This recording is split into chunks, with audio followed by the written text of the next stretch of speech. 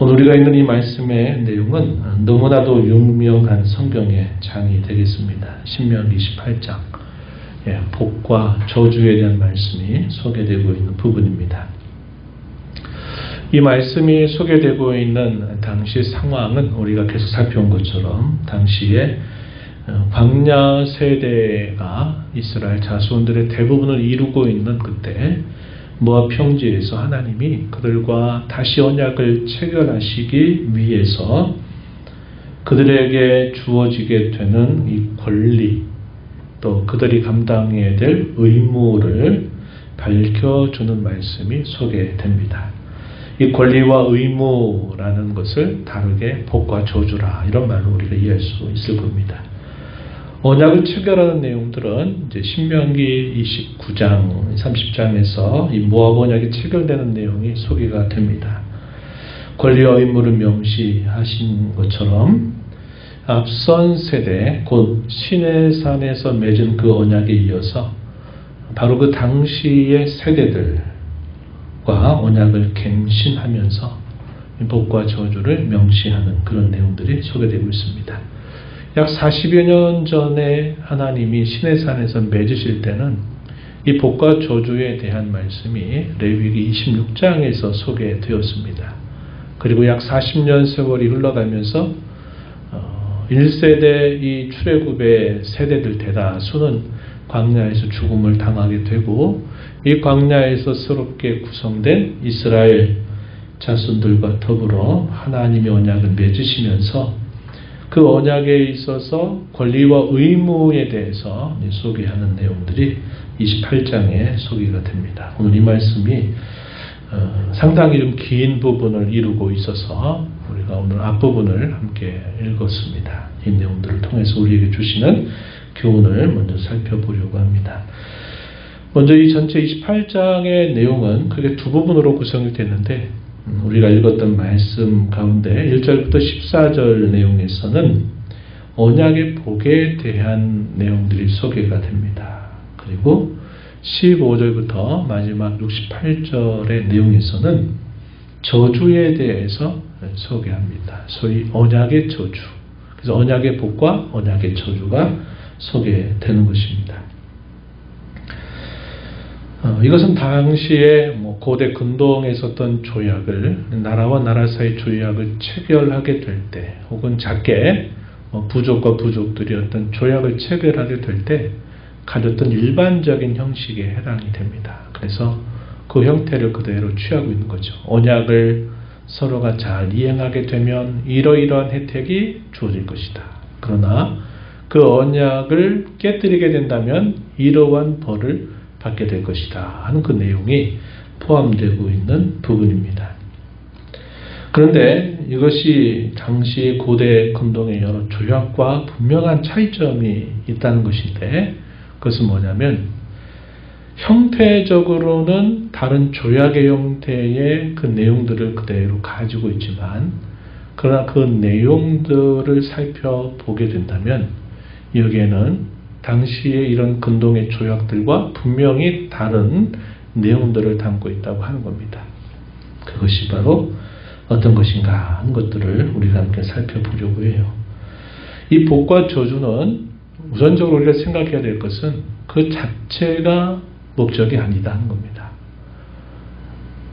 하나님의 백성이 돼서 복을 받게 하시려고 하나님이 이렇게 하신다, 우리가 이렇게 이해할 것이 아니다 이 말입니다. 또 혹 그들이 저주 같은 일을 당한다 그래서 그 저주가 그들을 심판하고 벌 주는 것으로 그것이 끝에 이르게 되지 않는다 하는 겁니다. 이스라엘 역사가 분명히 사실들을 보여주고 있고, 하나님이 수많은 말씀의 종들을 통해서 보여주고 있는 바도 역시 그와 같다고 하는 사실입니다.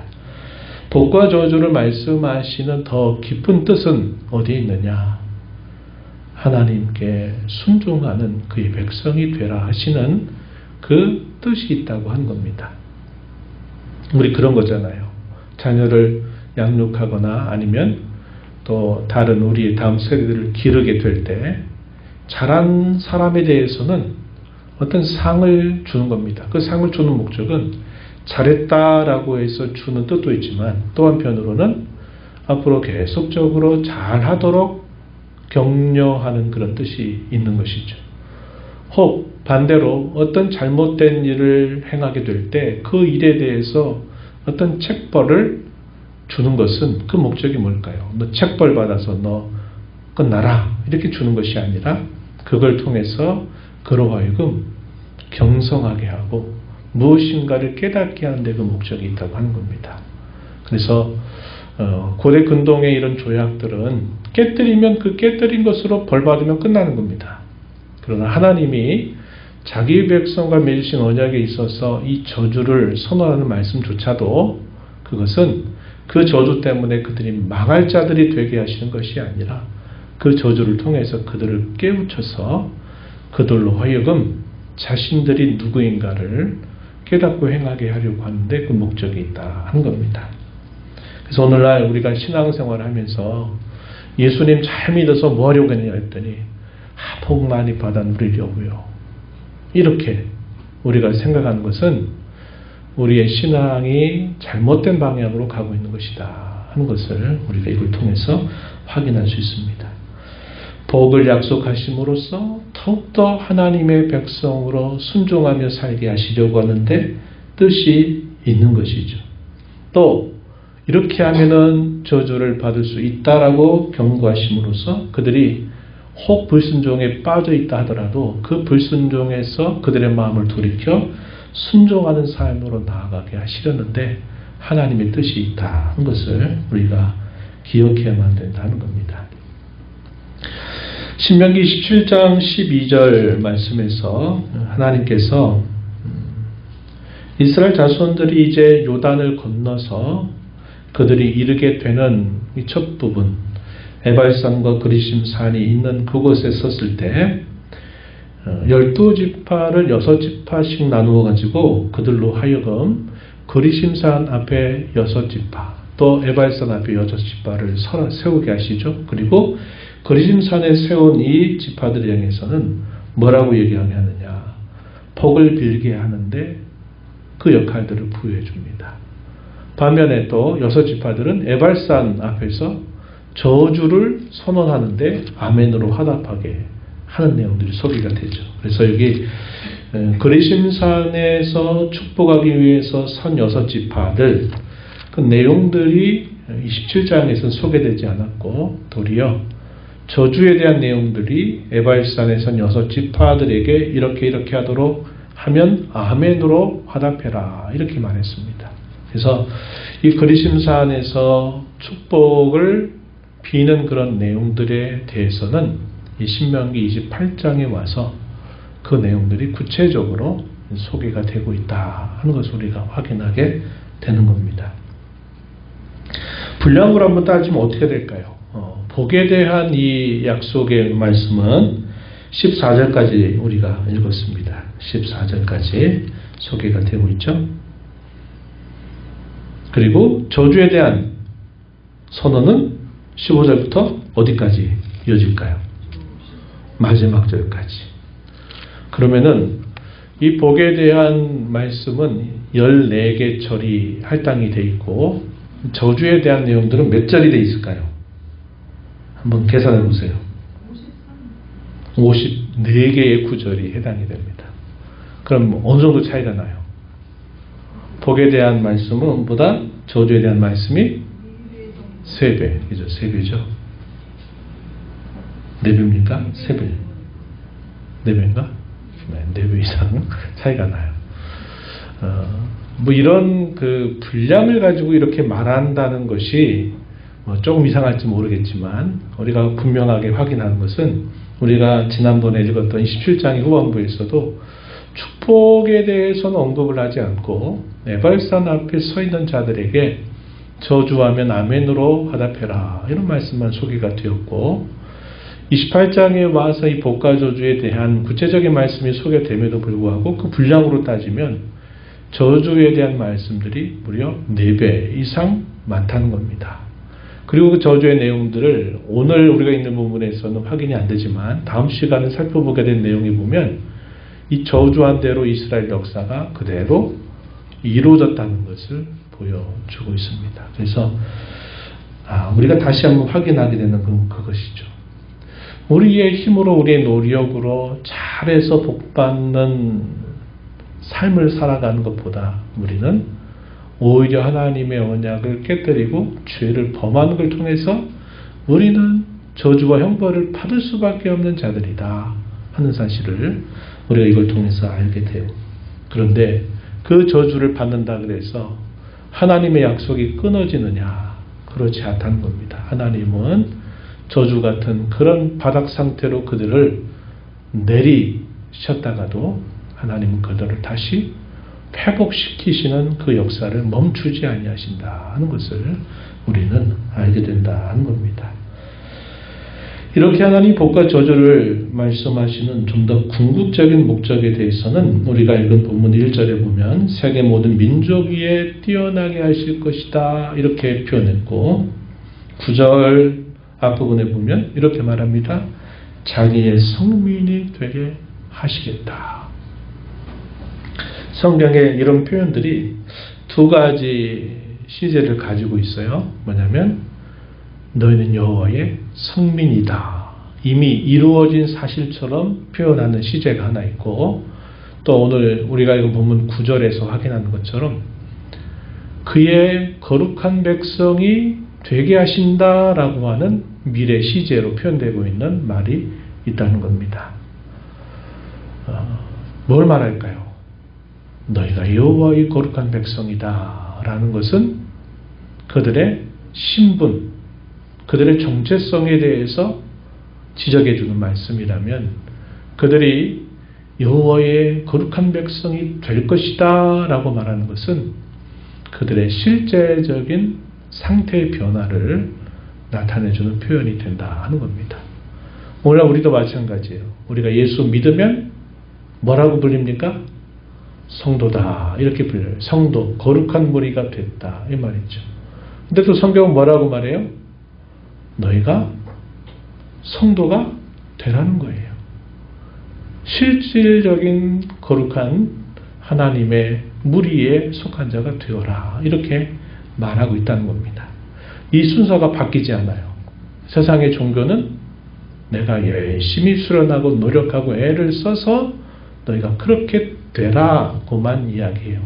그렇게 하면 그렇게 될 것이다 라고만 말합니다. 그러나 성경이 가르치는 이 교훈과 종교는 그렇지 않아요. 너희가 그러한 자가 되었으니까 그러한 자답게 살아가도록 해라. 이것을 말씀하고 있다 하는 것이죠.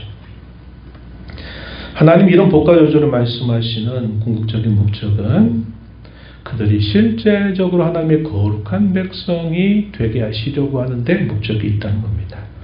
우리가 앞서서 읽었던 말씀을 다시 한번 짚어보면 신명기 4장 6절에서 큰 나라의 백성이란 표현을 사용했습니다.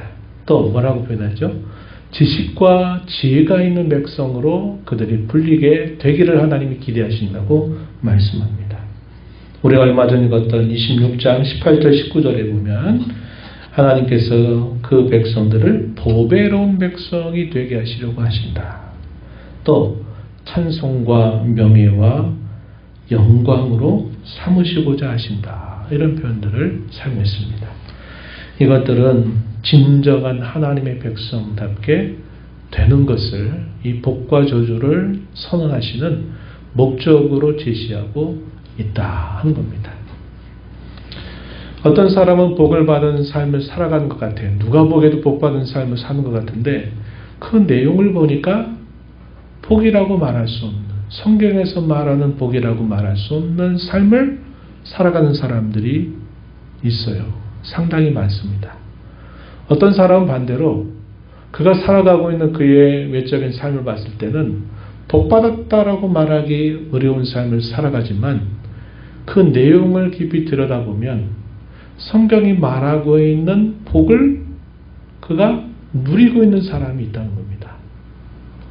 성경은 이 세상에서 말하는 관점과 다르게 말하고 있다 하는 거예요. 그가 누가 보기에도 외적인 복을 받으면서도 그의 심령이 성경에서 말하는 복을 받고 산다면야 가장 좋겠지만, 그러나 우리 현실은 다르게 그렇지 않습니다. 그래서 복을 받았다고 말하는데 실제적인 내용을 봤을 때는 복이라고 말할 수 없는 삶을 살아가는 사람들이 너무나 많다고 하는 것을 우리는 알게 됩니다. 이것이 목적이다. 신약 성경의 언어로 바꾸면 무슨 뜻일까요?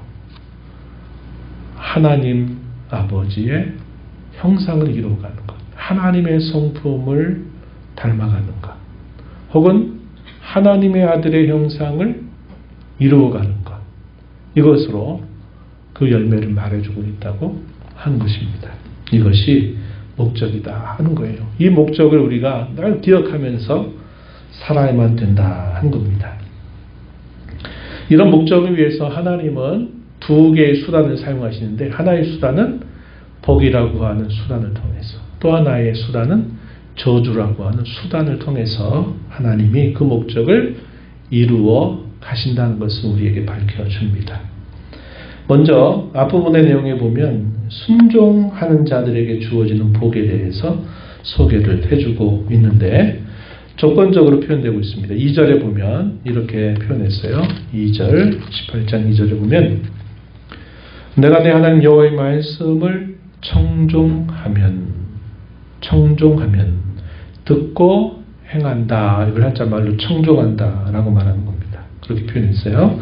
또 14절 끝에 가서도 보면 내가 오늘 너희에게 명령하는 그 명령을 떠나 좌로나 우로나 치우치지 아니하고 다른 신을 따라 섬기지 아니하면 이와 같으리라.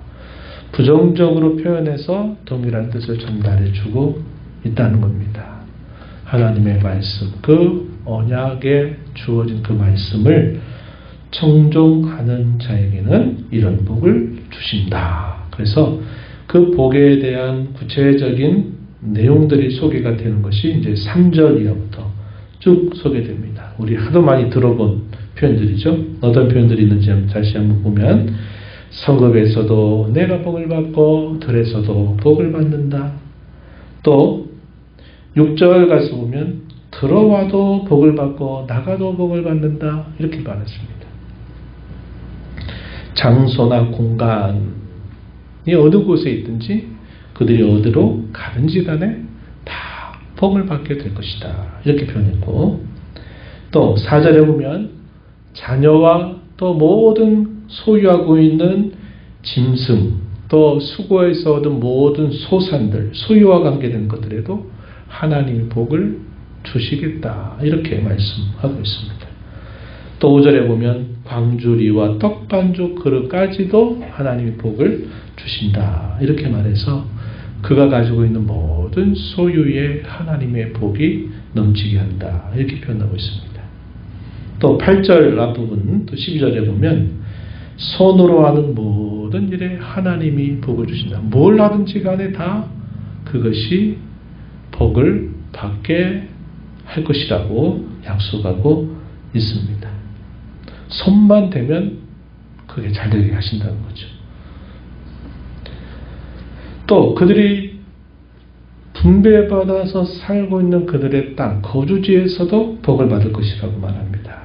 내게 주시는 땅에서 복을 받을 것이다. 8절 하반절에 그렇게 표현했고, 심지어 생과사 혹은 국가적인 운명을 치르게 되는 전쟁에 나갔을 때도 모든 대적들로부터 승리한 복을 약속하고 계십니다. 또 사람들과의 다양한 관계 속에서 약속되고 있는 복이 뭘까요? 민족에게 구워 줄지라도 꾸지 아니할 것이고, 머리가 되고 꼬리가 되지 않게 하시고, 위에만 있고 아래 있지 않게 하실 것이다. 이렇게 표현하고 있습니다. 그래서 말 그대로 사람이 받을 수 있는 모든 복을 다 쏟아부어 주시겠다. 이렇게 하나님이 약속하고 있는 말씀이 이 14절까지 소개가 되고 있다는 거예요. 그 다음에는 이제 저주에 대한 말씀이 소개됩니다. 15절 가서 보면 내가 만일 내 하나님 여호와의 말씀을 순종하지 아니하여 내가 오늘 내게 명령하는 그 모든 명령과 규례를 지켜 행하지 아니하면 이 모든 저주가 내게 임하며 내게 이를 것이다. 이 모든 저주가 16절 이하로부터 어디까지? 마지막 68절까지 그 저주 목록이 소개되고 있다 하는 겁니다. 이것이 분량적으로 4배 이상이나 많은 내용들을 담고 있다 하는 것을 우리가 함께 생각해 봤죠. 형식은 조건적인 형식입니다. 다시 말하면 언약을 따라 잘 지키면 복을 받고 지키지 않으면 반대로 저주를 받는다. 이런 형식을 취하고 있습니다. 그런데 우리가 여기서 꼭 기억해야 될 것은 아까 우리가 얘기한 것처럼 복도 저주도 그 자체가 목적이 아니고 그것은 더 중요한 목적을 위한 수단이라는 겁니다. 그 목적이 하나님의 진정한 백성이 되게 하시는데 그 목적이 있다는 것을 우리가 꼭 기억을 해야 되겠습니다. 반대로 이 저주에 대해서도 우리가 반대적으로 쭉 확인합니다. 우리 우선 19절까지 읽었으니까 보면 성읍에서도 저주를 받을 것이고 들에서도 저주를 받고 광주리와 떡반죽 그릇도 저주받을 것이고 내 몸의 소생과 토지의 소산과 짐승의 새끼들도 다 저주를 받을 것이다. 19절에서는 들어와도 나가도 다 저주를 받을 것이다. 이렇게 말씀을 하고 있습니다. 그래서 오늘 본문의 내용은 간단하게 보면 아주 단순한 내용이죠. 잘하면 복 받고 못하면 벌 받는다. 이런 내용을 담고 있다는 겁니다. 그러나 그것만 보는 것이 아니라 그 말씀하시는 하나님의 그 속뜻, 그것을 우리는 주목해야 된다 하는 것이죠. 오늘 우리가 이 말씀을 보면서 몇 가지 적용점을 생각해 봐요. 첫 번째는 뭐냐면 우리가 이 땅에서 경험하고 겪는 복과 저주 혹은 순경과 역경 또 혹은 행복과 불행 또는 형통과 고난 서로 반대되는 것들이죠. 이것들은 그 자체가 목적이 아닌 줄 알자고 하는 겁니다. 그 자체가 목적이 아니다 하는 거예요. 복이야 뭐 받으면 다 좋겠죠. 그러니까 저주를 받는 것조차도 우리가 성경의 역사든 하나님의 말씀을 따져보면 이 저주마저도 하나님이 그 백성과 맺으신 언약을 깨뜨리지 못한다는 것을 분명히 보여주고 있습니다. 하나님이 여기서 말씀하신 이 저주는 심판과 형벌이 아니라는 거예요. 그것은 하나님 백성들을 경성하고 깨우치게 하기 위한 하나의 수단이다 하는 것을 우리가 기억해야 되겠다는 겁니다. 그러니까 우리가 이 땅에 살면서 경험하고 겪는 저주 같은 일들, 때로는 역경 같은 어려움, 불행같이 보이는 현실들, 고난만 계속되는 것처럼 보이는 이런 일들 속에서도 우리는 그것이 심판이나 형벌이 아니라 우리로 하여금 더 하나님 앞에 부착하게 하시는 그러한 수단인 줄 알고 우리가 그런 일들을 만날 때 대응하면서 살아야 된다는 것을 우리가 알게 된다는 겁니다. 그래서 거듭 우리가 살펴오는 메시지, 에스겔 선지자의 메시지도 그거 아닙니까? 시간이 흘러가면 흘러갈수록 하나님을 향한 반역과 죄가 쌓여가고 그 죄라고 하는 빚만 더 더해가는 그런 인생을 살아가는 것처럼 보이지만 우리가 살아온 오늘까지 우리의 모습을 돌아보면 그 죄라고 하는 빚이 쌓여가는 것 이상으로 하나님의 은혜가 우리에게 더 많이 부어지고 있다는 사실을 증명해 주고 있다고 하는 겁니다.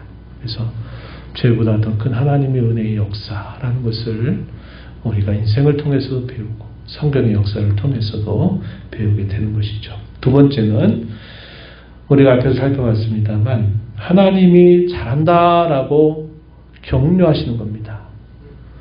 복을 주신다는 것은 그래 잘하고 있으니까 앞으로도 계속 잘 하라고 하는 것을 격려하는 뜻에 있는 것이고, 하나님께서 저주 같은 일들을 우리에게 허락을 하실 때는 근심과 돌이킴을 깨닫게 하시려고 하는 뜻이 있다. 이것을 우리가 늘 기억하면서 신앙의 걸음을 걸어가야 되겠다 하는 겁니다. 그래서 눈에 보이는 이 현세적인 복 자체를 우리가 부정할 필요는 없지만, 이 자체를 세상 사람들이 생각하듯이 그저 복이라고만 생각하고, 그것 때문에 교만해지고, 그것 때문에 하나님의 은혜를 망각하고, 그것 때문에 하나님이 격려하시는 그분의 마음을 우리가 무심하게 살아가게 된다면 그것은 오히려 저주 같은 일이 될 수밖에 없다. 이것을 우리는 알게 되는 겁니다. 우리가 잠언 가운데서 우리가 많이 기억하는 잠언이 있어요. 아굴의 잠언집에 보면 이 아굴이의 잠언집에서 이 지혜자가 하나님 앞에 두 가지를 간구한다는 고백이 있습니다. 잠언서 30장 7절로 9절 말씀에 이렇게 표현했어요. 내가 두 가지를 주께 구하였사오니 내가 죽기 전에 내게 거절하지 마시옵소서. 두 가지 구하는 게 뭐냐? 첫 번째, 헛된 것과 거짓말을 내게서 멀리 하옵소서 하는 것. 거짓과 헛된 것에 속아서 그런 줄 알고 사는 삶이 되지 않게 해달라. 두 번째 간구는 가난하게도 마시옵고 마옵시고 부하게도 마옵시고 오직 필요한 양식으로 나를 먹이시옵소서 하는 간구입니다. 두 가지 우려가 표현되어 있죠. 내가 배불러서 하나님을 모른다 할까 제가 심히 염려가 되고, 또 반대로 내가 가난해서 도둑질하고 하나님의 이름을 욕되게 할까 두려우니 하나님 내게 필요한 것들로 공급해 주시옵소서라고 기도한다고 말해주고 있습니다. 어떤 사람들은 없어서 염려하고 근심하는 삶을 살면서 신앙생활이 흐지부지한 사람들이 있는가 하면, 어떤 사람들은 자신에게 필요한 것들이 있음에도 불구하고 욕심부려서 더 많이 갖고 더 많이 누렸으면 하는 욕심과 탐심 때문에 또 신앙생활이 흐리멍텅한 사람들이 있다는 겁니다. 그래서 우리가 이런 부분들을 늘 조심하면서 한편으로는 격려하시는 하나님, 또 한편으로는 근신하고 우리를 깨우치시는 하나님의 뜻을 잘 헤아리면서 신앙의 걸음을 걸어가자고 하는 것입니다. 마지막으로는 그 궁극적인 목적은 우리가 살펴본 것처럼 진정한 하나님의 백성이 되게 하시는데 그 목적이 있다. 더 나아가서는 그럼으로써 하나님께만 영광을 돌리게 하는데 궁극적인 목적이 있다 하는 것을 우리가 꼭 기억하면서 살아가자고 하는 것입니다. 온갖 복을 쏟아부어 주시고 또 반대로 온갖 저주를 총동원하시면서 하나님께서 자기 백성들에게 바라시는 것은 그들이 하나님의 언약을 기억하고 그 말씀을 잘 순종하면서 그들이 다른 민족들에 비하여 탁월하고 존귀하게 되는 것을 하나님이 원하신다고 하는 겁니다. 그래서 복을 받았다. 그래서 교만하고 들떠서도 안 되고 또 저주를 받는 것 같다. 그래서 우리가 그것 때문에 주눅 들 필요도 없다는 겁니다.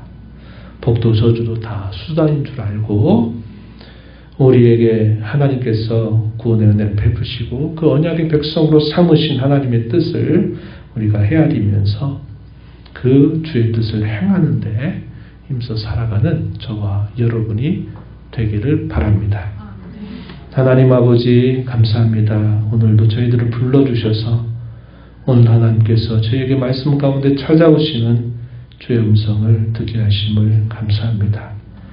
언약 관계 안에 그 백성을 묶으셔서 그들이 반역할 것을 아시면서도 짓밟힐 것을 아시면서도 하나님은 그 언약이 변치 않는 사신들을 분명하게 확신시키시고 그들에게 복을 약속하시고 또 저주를 선언하신 일들을 통해서도 하나님은 그 백성들을 진정 하나님의 백성으로 삼으시기를 원하시는 아버지 뜻을 저에게 밝혀주셔서 감사합니다.